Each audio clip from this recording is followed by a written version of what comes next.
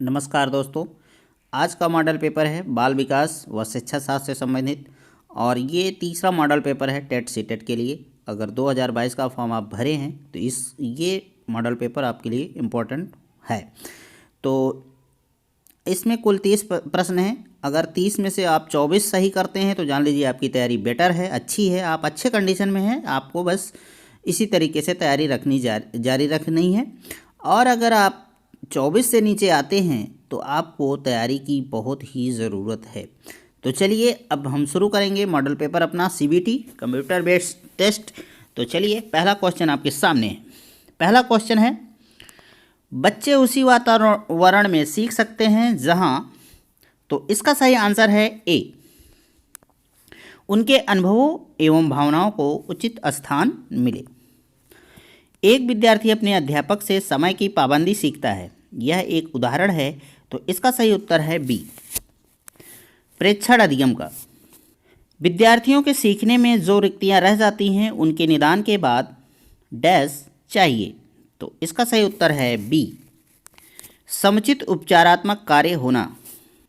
एक शिक्षक बच्चे द्वारा की गई छोटी छोटी गलतियों पर क्रोध प्रकट करता है, यह इंगित करता है। तो दोस्तों यह इंगित करता है डी को, वह संवेदनात्मक रूप से संतुलित नहीं है, वह मतलब टीचर। NCF 2005 के संबंध में निम्नलिखित में से कौन सा कथन सही है? तो दोस्तों इसका सही कथन है बी, यह NCERT द्वारा तैयार किया गया दस्तावेज है जो भारत की विद्यालयी शिक्षा के संबंध में संस्तुतियाँ प्रस्तुत करता है। प्रायः शिक्षार्थियों की त्रुटियाँ डैश की ओर संकेत करती हैं। तो इसका सही उत्तर है ए, वे कैसे सीखते हैं। एक बच्चा जो ग्रस्त है वह सा और वाज या न्यूक्लियर और अनक्लियर में अंतर नहीं कर सकता है। तो इसका सही उत्तर है ए, वह शब्द जम्बलिंग विकार है उसके अंदर। पियाजे के अनुसार विकास की पहली अवस्था जन्म से लगभग 2 वर्ष की आयु के बच्चे के दौरान बच्चा सबसे बेहतर सीखता है। तो इसका सही उत्तर है सी, इंद्रियों के प्रयोग द्वारा।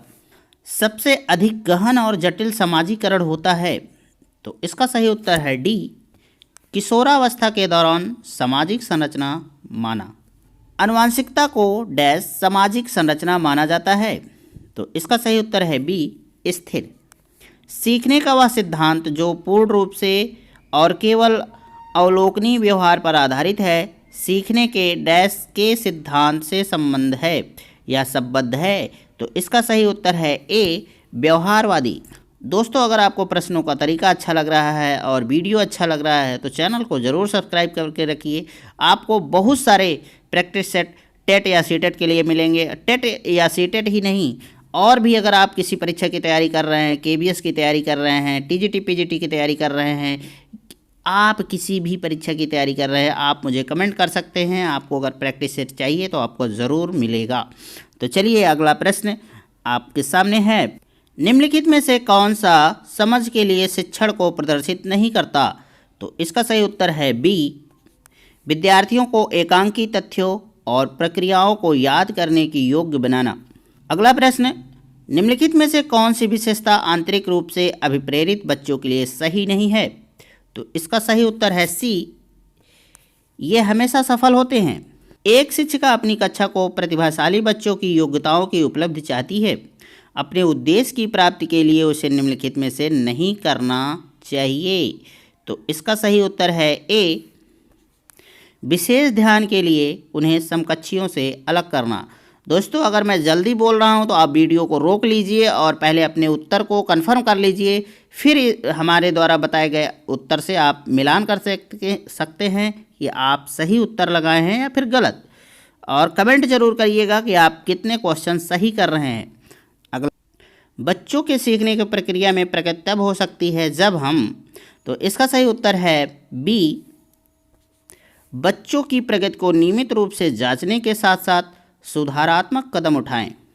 कोहलबर्ग के अनुसार शिक्षक बच्चों में नैतिक मूल्यों विकास कर सकता है। तो इसका सही उत्तर है ए, नैतिक मुद्दों पर आधारित चर्चाओं में उन्हें शामिल करके।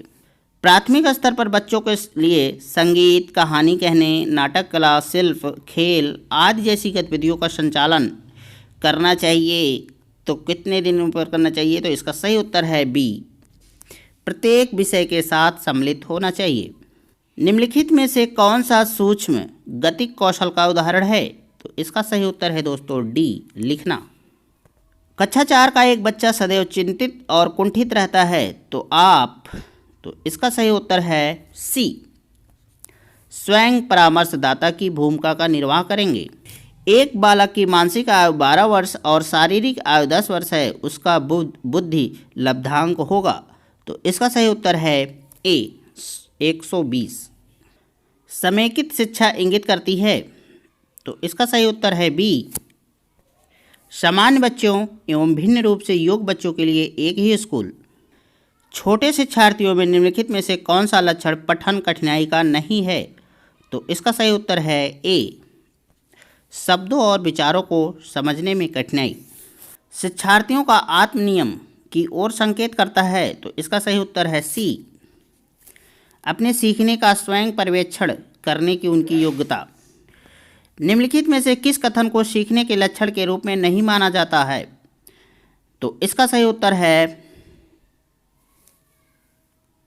ए, व्यवहार का अध्ययन सीखना है। सिद्धांत के रूप में रचनावाद, तो इसका सही उत्तर है डी, दुनिया के बारे में अपना दृष्टिकोण निर्मित करने में शिक्षार्थी की भूमिका पर बल देता है। सृजनात्मक शिक्षार्थी वह है जो, तो इसका सही उत्तर है बी, पार्श्व लेटरल चिंतन और समस्या समाधान में अच्छा। अवधारणाओं का विकास मुख्य रूप से का हिस्सा है, तो इसका सही उत्तर है डी, बौद्धिक विकास। व्यक्तिगत शिक्षार्थी एक दूसरे से डैश में भिन्न होते हैं, तो इसका सही उत्तर है डी, विकास की दर। बच्चे के उचित विकास को सुनिश्चित करने के लिए उसका स्वस्थ शारीरिक विकास एवं महत्वपूर्ण आवश्यकता है, यह कथन है।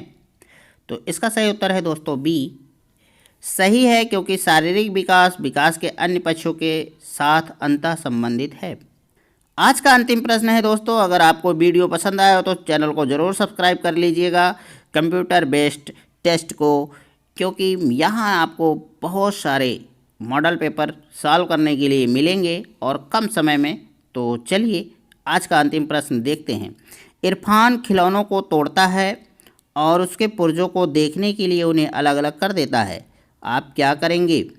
तो भाई इसका सही उत्तर है ए, उसके जिज्ञासु स्वभाव को प्रोत्साहित करेंगे और उसकी ऊर्जा को सही दिशा में संचारित करेंगे। तो दोस्तों आज इसी क्वेश्चन के साथ विदा लेते हैं। जल्द ही आपको नया मॉडल पेपर मिलेगा, मॉडल पेपर नंबर 4 सीटेट और टेट के लिए। तो तब तक के लिए नमस्कार।